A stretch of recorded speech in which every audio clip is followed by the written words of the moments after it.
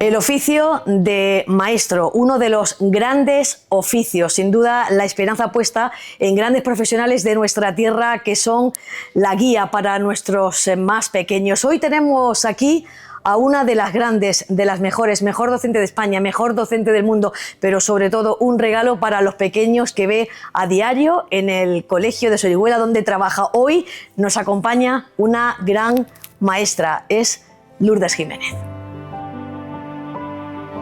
María Lourdes Jiménez García, maestra, licenciada en Ciencias de la Actividad Física y del Deporte y entrenadora nacional de ciclismo.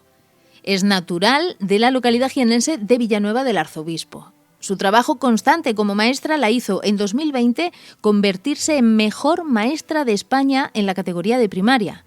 Un año más tarde, el Global Teacher la coloca como una de las mejores docentes a nivel internacional. Son los galardones más importantes para los que ejercen la docencia, pero para ella los premios son meras anécdotas. El verdadero reto está en las aulas, en desarrollar una buena labor con los más pequeños, poniendo en marcha día a día métodos innovadores que motiven al alumno, que lo hagan crecer, madurar, desarrollar su talento, encontrar sus grandezas y esas facetas en las que es capaz de destacar. Trabaja en la escuela y también fuera de ella para contribuir a mejorar la enseñanza, a acercarse a conocer mejor a los más pequeños. Ha publicado una veintena de libros, cuentos, poesía, manuales, libros de formación. Colabora con medios de comunicación y elabora con el Ministerio de Educación los contenidos curriculares de programas para niños en la cadena pública. Es una voz autorizada, un referente en la enseñanza que ejerce su profesión en un colegio de Sorihuela del Guadalimar. Nuestra invitada es un compromiso constante con la educación, una maestra de vocación, una programadora incansable de actividades para sus alumnos donde destaca el periodismo, la cultura, el deporte o el medio ambiente. Hoy recibimos en Mejor Hablando a Lourdes Jiménez.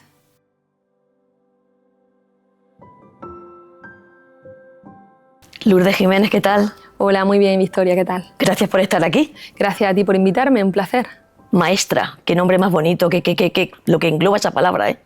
Para mí, la profesión más bonita del mundo, ¿qué te voy a decir? Maestra, además siempre prefiero ser maestra que profesora, porque creo que maestra es una palabra que encierra mucho más significado. Qué bonito y qué esperanza tiene la sociedad en los maestros, pero los maestros de vocación, que no son todos. No son todos, tristemente, desgraciadamente no lo son.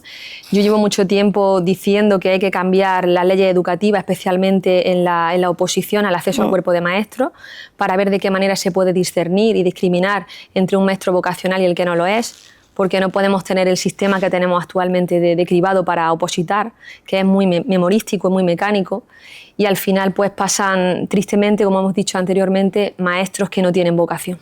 Y que se dedican a eso como podían dedicarse a cualquier otra cosa. Claro, unas oposiciones, tú le demuestras a un tribunal que sabes estudiar, que te has organizado, has tenido destreza, pero no te evalúan si vas a ser o no un buen maestro. Efectivamente. Y luego también el periodo de práctica es también insuficiente, la valoración. Creo que deberían más los inspectores de educación meterse mucho más, no solo a ver la burocracia que el docente desarrolla a lo largo del año que está en prácticas como funcionario, sino a ver las prácticas reales que desempeña en el aula, para ver cómo trata al alumnado, no solo en un momento puntual, sino a lo largo de todo el año, ¿no?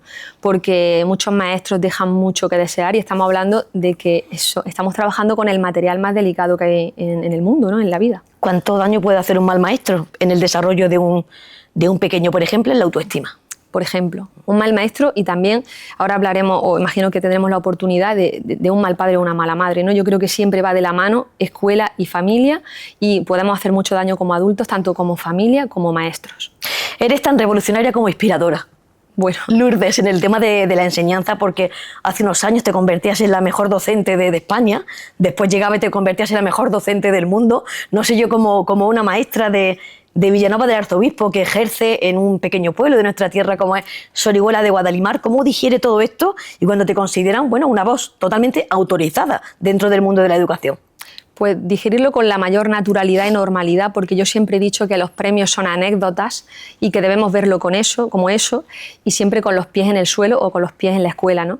Porque al final Bueno, lo único que he tenido ha sido una mayor repercusión a nivel mediático para poder tener algo más de voz en lo que es el mundo, el ámbito educativo, que al final no está mal del todo porque pues, puedes formar a otros maestros, inspirar a otros docentes, a futuros docentes o motivar a los desmotivados. Pero lo llevo con una normalidad excepcional porque además siempre he intentado buscar trabajar en pueblos pequeños. A pesar de haber trabajado en grandes ciudades o capitales de Andalucía, yo he buscado trabajar en las zonas rurales porque creo que son un gran desafío y que tienen que ser un reto de apuesta para mejorar, porque no podemos pensar que un pequeño pueblo o un pequeño centro rural tiene solo hándicaps, sino que tiene muchas oportunidades también. Entonces eso es lo que persigo, ¿no? Que los pequeños pueblos, a pesar de que van perdiendo natalidad y van perdiendo fortaleza, pues veamos que tienen mucho que aportar a la sociedad. Una veintena de libros que ya has escrito, Lourdes. No sé cómo sacas el tiempo entre la docencia, tu maternidad, dar alguna que otra charla, que también estás de manera muy activa participando allá donde te llaman, y aparte ponerte a escribir, ¿no? Y bueno, aparte de los talleres que con los pequeños realizas, ¿no? No sé cómo se saca tiempo para conjugar toda esta actividad en pro de la sociedad, porque es un gesto totalmente altruista porque es dar y ofrecer lo que yo tengo para mejorar esta situación, ¿no? Así es. Bueno, últimamente desde que he sido mamá no he sacado mucho tiempo, solo he escrito un libro desde que he sido mamá y fue un cuento infantil dedicado a mi hijo, pero es cierto que duermo poco, es verdad, desde pequeña he dormido poco y eso juega a mi favor a la hora de crear porque aprovecho ese tiempo en el que quizá otras personas descansan, no sé lo que es echarme una siesta, entonces quizá pues ese tiempo me sirve para crear pues cosas que puedo publicar, ¿no? Empecé escribiendo en 2009, entonces empecé escribiendo libros pedagógicos porque yo, que soy especialista en educación física, licenciada en Ciencias del Deporte, echaba en falta manuales pedagógicos para aplicar no solo educación física de forma mecánica, sino que hubiese proyectos transversales y multidisciplinares para trabajar los valores con los más pequeños. Y a partir de ahí, pues bueno, desde pequeña tuve la vocación de escribir cuentos y he tenido la gran fortuna y la gran suerte de que editoriales muy punteras en el país me hayan publicado libros y para mí, como tú decías, es un acto de vocación que no es altruista porque prácticamente en este país es muy difícil vivir de las letras, pero me apasiona mucho, lo hago en mi tiempo libre y lo hago de forma totalmente pasional. ¿Cuándo llega el momento en el que ves con claridad que quieres ser maestra? Pues desde pequeña lo tuve claro y te voy a decir por qué. Primero porque me apasionaba el deporte desde que era muy niña. No sé si tú también lo habrás vivido, ese juego libre en la calle, ¿no? Con los compañeros, en el que barriadas del pueblo se unían para poder jugar pues, a las 3 en raya, a las 2 cuartas, al escondite, al pilla-pilla. Y allí yo despuntaba mucho porque me gustaba mucho todo lo que era la actividad motriz, ¿no? Y el deporte. Me empecé a apuntar a todos los deportes que había en aquellos tiempos. No había tantas extraescolares, pero algunos deportes en verano. Y entonces descubrí que me gustaba todo tipo de deporte. Cuando descubrí que había profesiones que estaban enfocadas a trabajar los deportes, pues vi ahí muy claro que era mi vocación, pero especialmente la de ser maestra fue porque yo quería ser la maestra que nunca tuve. No sé si te habrá ocurrido como a mí, pero yo en la escuela me aburrí mucho, es triste que lo diga, pero es así y pasé muy desapercibida. Fíjate que a mí me encanta hablar y yo nunca hablaba. Creo que si le pregunta a cualquiera de mis maestros que tuve en la etapa de primaria o secundaria, seguramente ninguno te dijese que yo hablaba mucho o que tenía una buena capacidad de oratoria o de expresión oral, porque antes teníamos una ratio muy alta en las clases, 37, 38 niños, la enseñanza era muy mecánica, era muy militarista, era lo que de muy mando directo, lo que decía el maestro, no estaba permitido hablar, estaba mal visto hablar, de hecho te castigaban, te penalizaban por hablar con tus compañeros y entonces yo en clase pasaba totalmente desapercibida, en silencio, hacía las tareas, siempre las hacía bien, pero en silencio. Entonces yo me aburría muchísimo. Estudiaba porque era lo que entendía que era mi trabajo, estudiar en ese momento, en esa etapa educativa, pero no fui feliz en la etapa de la escuela. Entonces pensé que por qué no ser la maestra que a mí me habría gustado tener en mi infancia. Y por eso decidí estudiar maestra de educación física. Fíjate que has orientado tu vida por todo lo contrario a lo que a ti te pasó, ¿no? Porque ahora uno de tus principales objetivos es darle a cada niño el valor que tiene, reforzar lo bueno que tiene y que él mismo se diferencie del resto, porque cada uno somos diferentes, tenemos nuestras grandezas, ¿no? Efectivamente, yo creo que la escuela está llena de talentos y de capacidades muy diversas que sirven para enriquecerse unos de otros, pero si no le damos la oportunidad, planteando, nosotros como maestros tenemos la obligación de descubrir los talentos. ¿Y cómo se hace eso? Pues evidentemente con un libro de texto de una editorial únicamente no se puede lograr. Yo tengo que plantear en mi clase actividades, tareas y ejercicios que vayan encaminados a trabajar distintas disciplinas y de diferentes perspectivas. Es decir, en mi clase tiene que haber actividades preparadas para la oratoria, para la cocina, para el debate, para el periodismo, para el deporte, para el arte. ¿Por qué? Porque cada uno va a tener una forma de aprender y un talento que ofrecer. Y la creatividad, es cierto que yo pienso y estoy convencida que no se puede crear de la nada. Creo que la persona creativa nace siendo creativa, pero tenemos que descubrir esa creatividad para potenciarla e impulsarla. Y muchas veces yo digo que apagamos estrellas desde el colegio y también desde el hogar. Hay que escuchar más a los niños. Y luego la uniformidad de los niños, ¿no? Todos tienen que sacar las notas, todos queremos compararnos con todos, y los padres, que ahí tenemos la culpa o la responsabilidad de los padres, ¿no? Sí, a veces... Y ya que eres madre y ya estarás, no sé si estarás en un grupo de WhatsApp de padres. No, porque todavía es muy pequeñito. Muy pequeño, pero eso se las trae. También si quieres luego hablamos de eso. Pero, sí, podemos hablar de eso también. Pero quiero decir que es que nos esforzamos y queremos todos igual, que destaquen, que no sobresalgan, pero claro, hay que buscar la grandeza de cada uno. Sí, pero al final creo que nos estamos equivocando un poco como sociedad. Yo últimamente digo que tenemos 4 grandes enemigos en la sociedad, y el primero para mí es la pérdida de valores, el segundo es la vagancia, creo que estamos perdiendo el esfuerzo por completo, tenemos la pérdida del contacto con la naturaleza, que es terrible, y las adicciones. Y en eso tenemos mucho que ver la familia. Tenemos niños, yo veo a diario en el paseo de mi pueblo, niños bebiendo Red Bull. Y para mí eso es una adicción. Es que no solo hablamos de adicción, hablo de consumo de pornografía cada vez más temprana edad. A los 8 años está la media hora en España. O te hablo de la pandemia del azúcar. La pandemia del azúcar, encontrar en la mayoría de los recreos niños que están consumiendo bollería industrial y chocolatina. Entonces tenemos una gran responsabilidad como familia. Y ahí, lo que tú decías de los grupos de WhatsApp, estamos intentando facilitarle a nuestros propios hijos, allanarle el camino, pero no se trata de prepararle el camino para ellos, sino de prepararlos a ellos para el camino. Entonces, en ese sentido, ha bajado mucho la exigencia. La exigencia como familias hacia nuestro hijo ha bajado mucho, porque estamos continuamente protegiéndole, y la vida al final le va a hacer aprender de un modo u otro. Flaco favor. Efectivamente. Y por otra parte, protegiéndole y justificándole de ciertos actos que tienen que asumir con sus consecuencias lógicas a su edad, ¿no? Y luego está la falta de exigencia también del sistema educativo, ¿eh? Porque si hablamos ahora mismo, hace poquitos días hemos tenido las pruebas de diagnóstico, no sé si las conoces, sí. Están en 4º de primaria y en 2º de la ESO, el nivel es bajísimo, bajísimo. Cualquier alumno, incluso sin estudiar, con poco, incluso sin escuchar los audios que vienen prescritos en el área de lengua y literatura, por ejemplo, puedes responder las preguntas con una total facilidad. Entonces, no sé qué estamos planteándonos en nuestro país ahora mismo. Tener mediciones que nos digan que todos los niños son excelentes y brillantes a nivel de que el país quede mejor de cara a Europa o de cara a otros países, no lo sé, pero la realidad es bien distinta. Yo hace poco escribí un artículo que se titulaba Analfabetos titulados, y yo siempre hablo y refiero a mis abuelos. Mis abuelos eran analfabetos en el sentido de que no sabían leer y escribir, pero sabían muchísimo más de lo que quizás sepa yo hoy en día. Entonces yo hablo de los analfabetos titulados, que hoy en día todo el mundo titula, pero ¿cómo titula? Entonces no sé si es que al país o a la sociedad le interesa que seamos cada vez más ignorantes para manipularlos mejor. Bueno, podría ser. O no sé en qué sentido va encaminada la quitar cosa. El libre pensamiento y la capacidad crítica de una persona, ¿no? Probablemente. Es de alguna manera adoctrinar para controlar al pueblo, ¿no? Pero al final el nivel de exigencia es tan bajo que cada vez va a menos. Y entre que no hay cada vez más vagancia, menos esfuerzo y menos exigencia, no sé dónde vamos a llegar, pero desde mi punto de vista tenemos que cambiar. El paradigma de la educación tiene que cambiar desde la casa y desde la escuela. Fíjate, hablando de la vagancia, de los grupos de WhatsApp, de los padres y madres de los pequeños, es que está la frase de tenemos mañana examen. ¿Cómo que tenemos mañana examen? Sí. Tenemos que estudiar matemáticas, pero perdón, si el que tiene que estudiar matemáticas es el pequeño. Efectivamente. Es como que nos hacemos cargo de algo que no tiene por qué ser nuestra responsabilidad, sino la de ellos. Ya estamos ahí, de alguna manera, limitando sus posibilidades, ¿no? Sí, y haciéndole mucho más dependientes, menos autónomos. Y al final los niños se acostumbran, esto es como todo.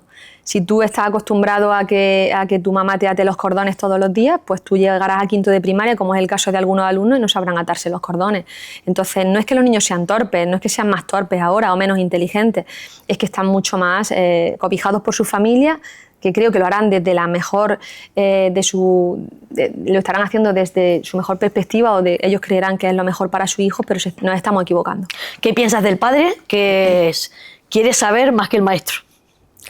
Bueno, creo que hay tomar decisiones e incluso poner en duda el trabajo bueno, pues el criterio de ese profesional. Hay mucho intrusismo hoy en día porque creo que todo el mundo sabe hoy en día de periodismo, de deporte y de escuela.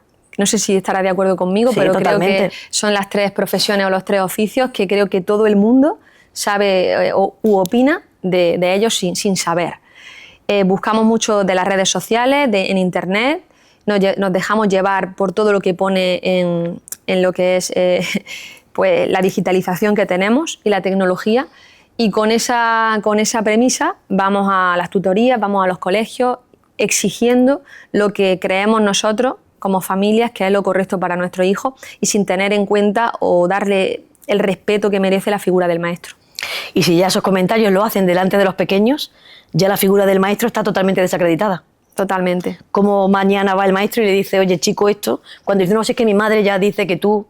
Sí, además lo verbalizan, los niños claro. son tan inocentes, que están tan cargados de verdad que verbalizan, en algún momento verbalizan lo que escuchan en casa, ¿no? Y al final, pues en casa, en la gran mayoría de los casos, tristemente, se desautoriza a los docentes, se habla mal de la figura del maestro y se justifican falta de estudio, falta de trabajo, de rutina de los hijos echándole la responsabilidad al docente. ¿Qué es lo primero que cambiarías del sistema actual? ¿Qué es lo que crees que puede estar haciendo más daño y evitando que la evolución pues vaya por un camino aceptable y más enriquecedor para ellos? Una pregunta muy complicada porque quizá sobre papel, yo siempre digo que sobre papel todo cabe, y sobre papel es cierto que la ley está bien, pero no solo la que hay ahora, es que estaba bien la anterior quizá, ¿no? Porque sobre papel hay cosas que están muy bien. Hablamos de transversalidad, hablamos de proyectos interdisciplinares, hablamos de metodologías activas, hablamos de innovación, hablamos de muchísimas cosas. Pero es cierto que yo cambiaría lo primero, como te he dicho antes, en la formación universitaria de los maestros, ¿vale? Pero desde la universidad. Luego es que para mí hay que romper la jerarquización de la escuela. Todavía pensamos que un maestro de universidad es más válido que uno de educación infantil. Uh-huh. Fíjate qué triste en un país, ¿no? Y la base de un sistema educativo es la educación infantil. Entonces, para mí, creo que tenemos que romper la jerarquización. Un maestro de universidad tiene tanta valía, tanta importancia como un maestro claro. de educación infantil. Es que partiendo ya de la nota que te piden en la selectividad para entrar a hacer magisterio, es que ya me parece que es un insulto a la carrera y a la profesión. Efectivamente, a mí también me lo parece. Entonces, es como decir, bueno, si no vales para otra cosa, cógete magisterio, ¿no? Pero es que es mucho más allá de eso. Es que magisterio para mí es la profesión más importante quizá de la sociedad, porque es la formadora de del resto de oficios que hay en el mundo, ¿no? Y sobre todo estás tratando con niños y niñas. Cómo le hablas, cómo empatizas, cómo le motivas, cómo te pones en su lugar, cómo resuelves quizá otros problemas y otras necesidades que tenga que vienen de fuera o afectan de otra manera, ¿no? Pero sí, yo cambiaría la jerarquización y lo que haría sería meter a profesorado motivado, innovador, que está trabajando en el aula actualmente, en todos los niveles educativos, a que haga colaboraciones con la universidad, pero de forma oficial. Ajá. No que a mí me digan, oye Lourdes, ¿te apetece venir hoy a dar una charla, como me ha pasado a la Universidad de Jaén o a la Universidad de Granada, a dar una charla a los futuros maestros? Y yo voy encantada, pero eso no está oficializado. Entonces eso depende de que alguien que sea amigo mío o amiga mía que trabaja en la universidad me diga, oye Lourdes, vente para acá. Tiene que ser algo oficial. ¿Para qué? Porque muchas veces los maestros de la universidad no pisan la realidad actual que hay en la educación. Entonces yo puedo ser una perfecta maestra de universidad, pero llevar 20 años sin haber dado docencia in situ en un colegio, y la realidad educativa cambia muchísimo. Si yo me fuese ahora 5 años y dejase la educación, yo no podría hablar de educación el año que viene. Uh-huh. Porque estaría totalmente desconectada de educación. Muchas veces digo, es que hay algunos educadores que son muy temerarios, que se ponen a dar charlas o que han dejado la educación hace 10, 12 años y viven de dar charlas, pero están muy desconectados de la educación. La educación cambia a diario. Cada año es un nuevo reto, cambia la familia, cambia el alumnado, cambia la realidad. Incluso se puede cambiar hasta el lugar donde estás residiendo o en la ciudad en la que trabajas, ¿no? Y no tiene nada que ver una cosa con otra. Cambiaría también el tema de la exigencia, de lo que te decía, de la exigencia ahora de la educación. Se exige mucho menos, tenemos que exigir más. y sobre todo pensar que un libro está diseñado para tanto un alumnado de Madrid como un alumnado de Sorihuela del Guadalimar. Pero es que mi alumnado de Sorihuela del Guadalimar no tiene absolutamente nada que ver con un alumnado de Madrid, pero es el mismo libro. Entonces creo que ahí estamos fallando en algo. Tenemos que, por un lado, le pedimos mucha burocracia a los docentes, pero creo que esa burocracia es innecesaria y que es poco útil para la proyección del alumnado, y que hay que darle más autonomía a los maestros para que creen sus propios recursos, que no tengan tanta seguimiento por parte de la administración educativa, porque puesto que tú ya estás allí, se supone que eres el profesional de eso, pero que tendríamos que cambiar el tema del libro de la editorial, hacer las cosas más adaptadas a las realidades concretas educativas, creer más en la figura del docente y recuperar esa valía, ¿no? Un profesional llega, saca las oposiciones, aprueba, consigue plaza fija. Los inspectores están para controlar que se desarrolla. ¿Pero tú has encontrado con algún caso que algún profesor que no estaba ejerciendo bien su trabajo lo han echado? No.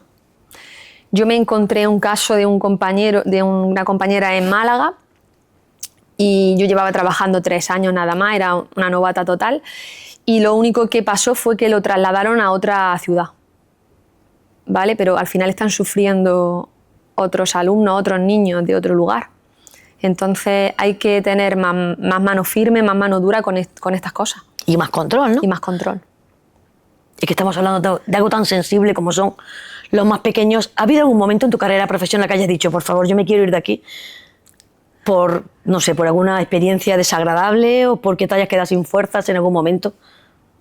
Querer irme no, nunca. Pero es verdad que hay momentos en los que has querido tirar la toalla, pues por el tema que te decía antes, a veces por la familia, otras veces por el sistema educativo, y tristemente hay muchos fuegos que apagar hoy en día en educación. Yo digo, ahora que estoy en la dirección, hay muchos fuegos que apagar, hay muchos días que te pasas el día apagando fuegos innecesarios, que quizás si fuésemos más empáticos en la sociedad y tuviésemos más respeto hacia las profesiones ajenas, pues nos evitaríamos, ¿no? Y dedicaríamos ese tiempo realmente a lo que merece la pena y la alegría, que son los niños. ¿Qué acciones diferentes hay del colegio que diriges a un colegio normal? ¿Qué novedad aporta tu presencia, por ejemplo, ahí en la dirección, Lourdes? Bueno, yo no quiero ser tan ambiciosa. ¿Pero qué haces que no se hace en otros sitios? Bueno, pues no sé si se hará o no en otros sitios. Yo también es cierto que desde que empecé a hacer cosas nuevas también he contagiado, y estoy muy feliz de haber contagiado en positivo a determinados docentes que han replicado proyectos míos en otros centros. Pero ¿qué cosas se hacen? Pues nosotros somos pioneros actualmente en que tenemos el primer programa de radio y televisión escolar con una asignatura de diseño propio aprobada por la Junta de Andalucía, que se emite todos los sábados en 10TV de 1 a 1:30. Ajá. Y tenemos explicado todos los contenidos curriculares de la etapa de primaria a través de vídeos divertidos que hacen los alumnos. Entonces, en eso sí que somos pioneros, porque creo que es el primer programa educativo hecho por niños para niños. Y pioneros, pues bueno, metemos un burro en el colegio para explicar Platero y yo. Creo que intentamos hacer la mayor cantidad posible de actividades experienciales. Todas las efemérides están encaminadas a que sean experienciales. No tenemos ninguna efeméride, por ejemplo, la Constitución, pintar una banderita roja, no, pues nosotros tenemos unas elecciones democráticas reales, en las que el alumno pues tiene una mesa electoral, hacen sus votaciones, diseñan sus propios DNI, se visten de reyes y reinas, de guardias civiles y policías, hacemos el sorteo de la mesa electoral, el censo. Creo que todo lo intentamos hacer de forma experiencial. Tenemos el proyecto Alcohol en Bici, desplazamiento activo, tenemos un aula de cocina, cocinamos. Creo que intentamos hacer las cosas en la medida de lo posible, que estén vinculados los contenidos teóricos a las cosas experienciales, para que a través de la sorpresa y la emoción puedan aprender, ¿no? Más y mejor. No quiere decir que esto sea magia, ¿no? El alumno que no se esfuerza, que no quiere trabajar, da igual el método que le presentes, pero es verdad que algo más se le va a quedar, porque todo lo que forma parte del recuerdo en la sorpresa y la emoción que genera un aprendizaje mucho más en el tiempo, ¿no? Claro. Exámenes sí, exámenes no, memorizar sí, el eterno debate, ¿no? En la enseñanza, ¿cómo se aprende más y mejor? ¿Cómo ese aprendizaje es más duradero en la memoria? No sé. La memoria es necesaria trabajarla siempre. Yo creo que decir que no es necesario memorizar es engañarnos a nosotros mismos y pensar que al final, por lo que estoy diciendo, la exigencia está bajando. Ahora, ¿qué memorizar?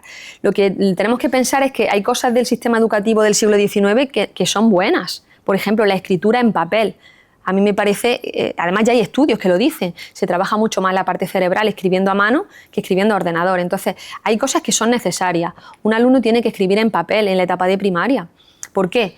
Pues porque se están trabajando cosas como la ortografía que se potencian mucho más y se afianzan mucho mejor trabajándolas sobre papel. ¿Es importante memorizar? Claro que sí. Ahora, ¿qué memorizo? ¿Es necesario memorizar quizá una cosa que voy a tener a golpe de botón? Pues quizá no, ahora no, porque antes teníamos un sistema educativo donde no teníamos información digitalizada y ahora sí, pero hay cosas que son necesarias memorizar. Por ejemplo, las tablas de multiplicar. Eso nunca va a pasar de moda. Desde mi punto de vista hay que memorizarla, porque si yo ahora voy al supermercado a comprar y de repente quiero hacer el porcentaje de un pantalón que me quiero comprar, lo hago memorísticamente. O quiero comprar una bolsa de galletas y hago una multiplicación, una suma, lo que voy a entregar, la devolución que me van a dar. Si no estamos creando seres, desde mi punto de vista, inútiles. Porque si necesitamos sacar la calculadora para absolutamente todo, el día que no tengamos calculadora, que haya un apagón general en el mundo, ¿qué vamos a hacer? ¿Cómo vamos a pensar? Me parece que la educación financiera es fundamental hoy en día. Claro. Es fundamental para saber echar una declaración de la renta, para saber calcular el presupuesto de un viaje que quiero hacer y que me salga más económico, para cualquier cosa, o echar una beca. Es que hace unos años no sabíamos hacer esos trámites burocráticos, que son necesarios. Vayamos o no a la universidad, porque todos podemos tener hijos y necesitamos rellenar una beca, hacer una declaración de la renta, o que no nos engañen sacando los billetes de un avión, ¿no? Entonces hay cosas que son necesarias memorizarlas y que son importantes trabajarlas. La universidad. ¿Todos los niños tienen que ir a la universidad? Para nada. Es que tenemos el debate de los padres, vamos, que tengo un hijo, a ver si no va a ir a la universidad, pero bueno... ¿Eso le va a dar más felicidad en su vida? No. Es que... Para nada. Fíjate, yo en mi libro Aprendizaje para la Vida, más allá de las teorías, siempre digo que hay 3 errores grandísimos que cometemos. Y voy a ir muy rápido los 2 primeros. El primero que digo es que intentamos separar la diversión del aprendizaje. Porque es que la diversión tiene que ir de la mano del aprendizaje. El segundo, que intentamos tratar a todo el alumnado por igual. Pero es que todo el alumnado es diferente. Y el tercero que digo es que pretendemos reducir la educación a ir a la universidad. Pero es que no es así, porque en la sociedad necesitamos muchos oficios y profesiones. Fíjate, últimamente no... Bueno, lo bueno de la FP ahora, que están saliendo unos grados y una gente muy preparada. Estupenda. Y llegando al sitio donde quieren llegar y esas vocaciones que tienen y que quizás en la universidad no encuentren esa respuesta, ¿no? Efectivamente, pero es que además no encuentran esa respuesta a los niños, los adolescentes como adolescentes, pero la sociedad también necesita otras respuestas. ¿Qué ocurriría si todos fuésemos periodistas, Victoria? Claro. Entonces yo siempre digo, necesitamos de todos los oficios, de todas las profesiones, y no hay un oficio o profesión mejor que otra. Puede haber alguna que tenga mayor responsabilidad, ¿no? Como una medicina, como ser maestro o como ser comunicador, pero que tenga mayor responsabilidad no quiere decir que tenga más importancia. Para mí el panadero es súper importante, el carnicero es fundamental, un fontanero, un electricista, que hoy últimamente se necesita mucha demanda de albañilería, de fontanería o de electricidad, y son oficios buenísimos. Estamos un poco locos con la titulitis, ¿no? Sí. Muy locos con la titulitis. Lo que tenemos que hacer es que nuestro alumnado sea feliz, que descubra su talento y que haga lo que haga desde el oficio que esté, sea capaz de transformar la sociedad a mejor, desde su oficio, siendo buena persona, haciendo su trabajo lo mejor posible, siendo un buen profesional. Pero ya está. Yo tengo un hijo, no me preocupa si va o no a la universidad, me preocupa más otros temas como son las adicciones, como es el bullying, el acoso escolar y todas estas cosas que hoy en día están muy debajo de la alfombra en determinada ocasión y que tenemos que sacar a la luz y encararlas, porque están ahí y son muy peligrosas y vienen pisando muy fuerte. El bullying es fácil de detectar por parte de un profesional, porque yo conozco casos de padres que hablan con los profesores, que en algunos casos no se han dado cuenta, en otros no sé si es que prefieren mantener el asunto callado porque pueda perjudicar al colegio, pero el profesor, el maestro lo ve claro cuando hay bullying. Puede haber 2 casos. Mira, a veces es muy fácil detectarlo. También depende del alumno, del comportamiento que tenga, pero también hay veces, como tú dices, que te encuentras con un muro de mutismo en lo que es la institución educativa. No sé por qué motivo. Lo que está claro, yo que estoy ahora mismo en la dirección jamás miraría para otro lado, porque si no me iría. Creo que hay que mirar de frente. A veces es fácil detectarlo y otras veces no. ¿Por qué? Porque tú imagínate un alumno introvertido que siempre está en silencio, aunque esté feliz está en silencio, que le gusta estar en solitario y a lo mejor está sufriendo acoso escolar, pero no ha cambiado su comportamiento. Entonces a lo mejor es más difícil de detectar. O es un alumno que le pilla en la etapa de secundaria y tiene un maestro cada hora que entra diferente y cambia mucho la perspectiva cuando no tiene un tutor fijo que pasa más horas al día con ellos. Entonces a veces es complejo y a veces es fácil, porque a veces el niño ha cambiado de un comportamiento extremo a otro totalmente diferente, o de repente el niño tenía un comportamiento que era muy bueno con sus compañeros y de repente no solo se puede sentir triste, sino también sentirse agresivo. Entonces, cuando nota ese tipo de... algo está pasando, o en casa, o fuera de casa, o con su grupo de pertenencia, o con su grupo de iguales. Y en ese momento tienes que trabajarlo. Yo apuesto, en 2021 salió, no sé si sabes que salió la ley contra las violencias infantiles, la LOPIVI, ¿vale? Entonces, esa ley apuesta mucho por la prevención. Por eso te decía antes, hoy en día no hay que priorizar tanto un libro de texto, sino que hay que a lo mejor priorizar otra serie de cosas. A veces vemos a los maestros muy pendientes de querer terminar el temario, a mí me ocurre que lo veo, y a lo mejor no es tan importante terminar el tema 12 cuando acaba junio y hay que parar para trabajar y prevenir otra serie de cosas que son muy importantes para avanzar, no solo en la mejora del éxito educativo, sino en la mejora del éxito personal de una persona. Y eso es fundamental. Por ejemplo, la inteligencia artificial. La inteligencia emocional, ¿no? Por ejemplo. Entonces, en ese sentido hay que prevenir mucho. Y hay que tener acciones de prevención. Desde el colegio, como colegio, identidad de colegio, y también desde las aulas, como cada profesor y profesora en su asignatura. Tenemos que prevenir. Educación física es un sitio clave para prevenir. Porque es un lugar donde se producen muchos conflictos, donde se trabaja en equipo, entre iguales, y es un sociograma perfecto para saber quién es el líder, quién está más dejado de lado, a quién eligen el primero en el equipo. Entonces, tenemos que prevenir. No solo, y la observación del maestro y de la maestra es lo primero, la observación. Y a partir de ahí, vamos a ver qué pasa. Las redes sociales, los modelos que se imitan por parte de los cada vez más jóvenes, ¿no? Hay muchos contravalores.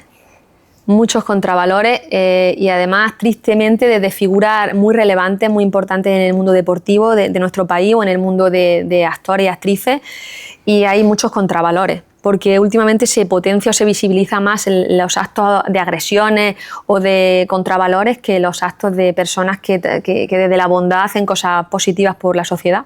Y los niños pues hacen viral y visualizan absolutamente todo.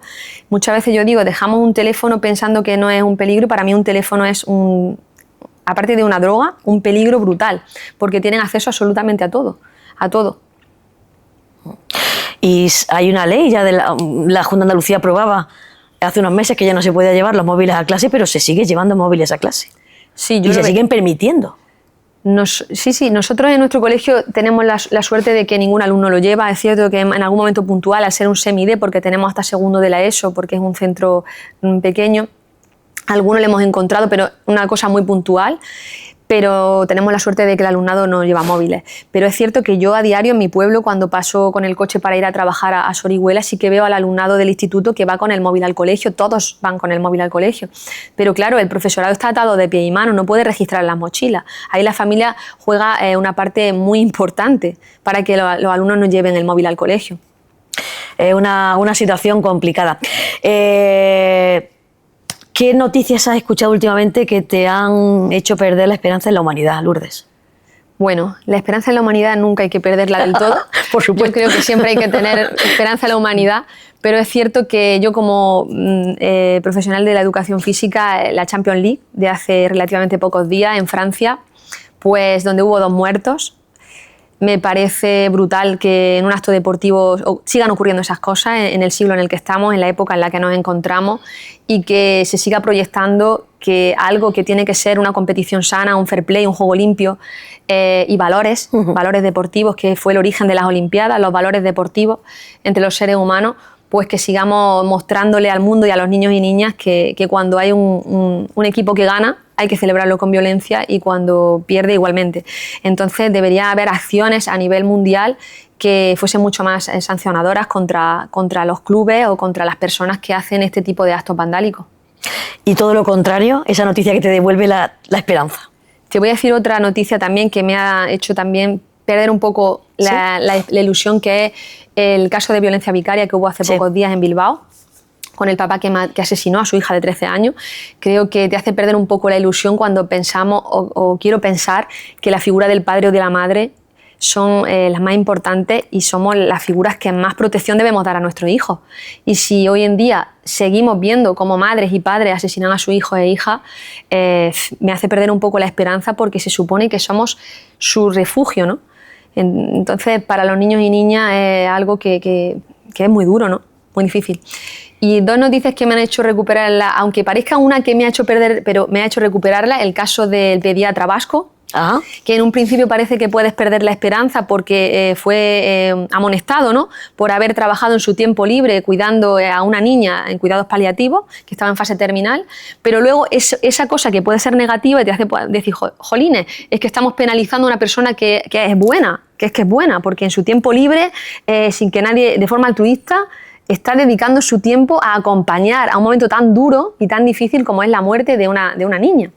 Pero luego me hace que recuperar la confianza en la humanidad, el que ha conseguido crear una ola de personas que han salido a protestar en su defensa, es decir, este hombre estaba haciendo esto bien porque se le penaliza, y han conseguido que en el País Vasco se imponga que las 24 horas del día estén atendidos por sanitarios los niños y niñas que están en fase terminal. Entonces, por una cosa negativa ha conseguido una ola de humanidad y de generosidad de personas que han salido a defenderle, ¿no? Qué bonito. Bueno, tenemos una costumbre en este programa de dejarnos preguntas. Y la persona anterior a ti, entrevistada, ha sido, bueno, el obispo de Jaén, Sebastián Chico, y esta era la pregunta que te dejaba sin saber que ibas a ser tú la próxima persona. Así que vamos a verlo. Venga. Bueno, pues yo la pregunta quizás va por ese lema que yo he dicho anteriormente. Es decir, ¿qué has hecho tú? ¿Qué has hecho tú en tu vida para hacer crecer a la sociedad, es decir, a la gente que te rodea, y por tanto que sean felices? ¿Qué has hecho tú en tu vida? ¿Qué hitos has podido hacer en tu vida o has vivido en tu vida para hacer crecer a la sociedad, es decir, a la gente que tienes a tu alrededor, para que sean felices? Bueno, Lourdes, ¿qué le decimos? Bueno, creo que para transformar la sociedad a mejor, yo no sé si habré hecho algo, pero por lo menos lo he intentado.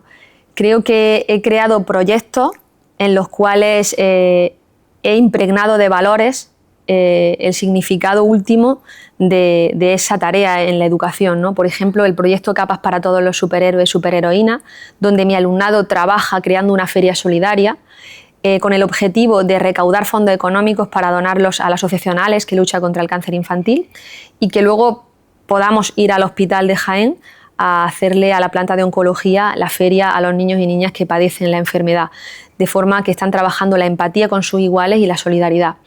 Llevamos unos años sin poder ir por el tema desde que vino la pandemia, pero todos los años hacemos el proyecto, aunque no podamos venir al hospital. Esperamos volver a recuperar esa excursión solidaria. Pero creo que si he hecho algo es intentar que los niños y niñas que se acercasen a mí, no sé si lo he conseguido, pero lo he intentado, se fuesen un poquito más felices o igual de felices que vinieron, pero no más tristes, y algo más motivados y pensando que tienen un talento muy importante y que su capacidad es tan válida como la de otros. Bueno, pues el momento de que tú dejes una pregunta para la próxima persona, que no sabemos quién va a ser y a qué se va a dedicar.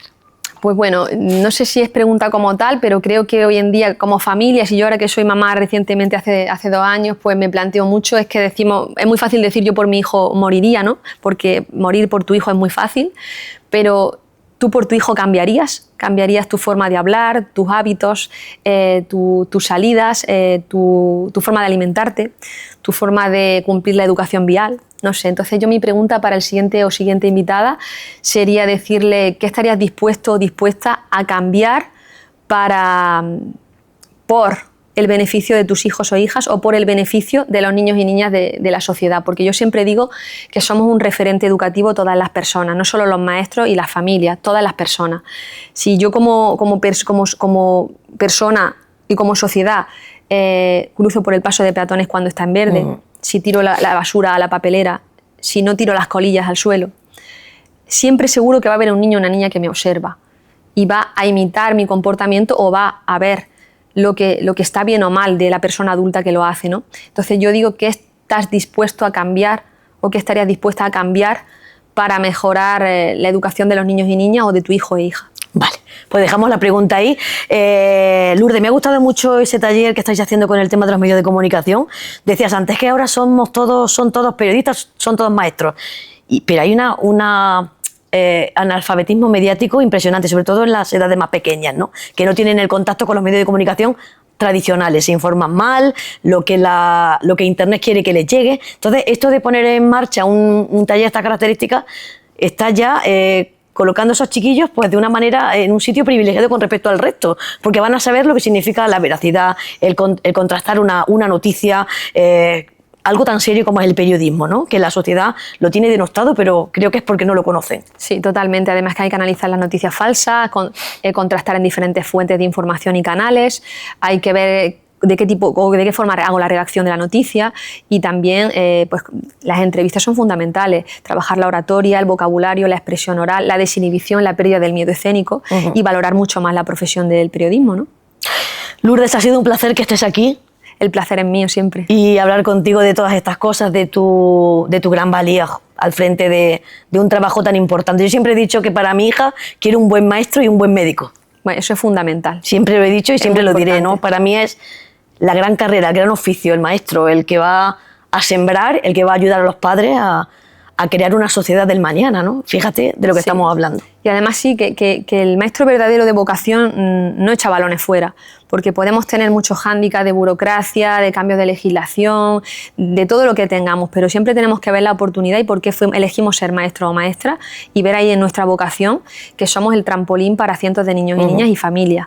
Y al final no podemos echar balones fuera si eres un maestro de vocación o si eres un médico de vocación. Muchas gracias, Lourdes. Gracias a ti, Victoria.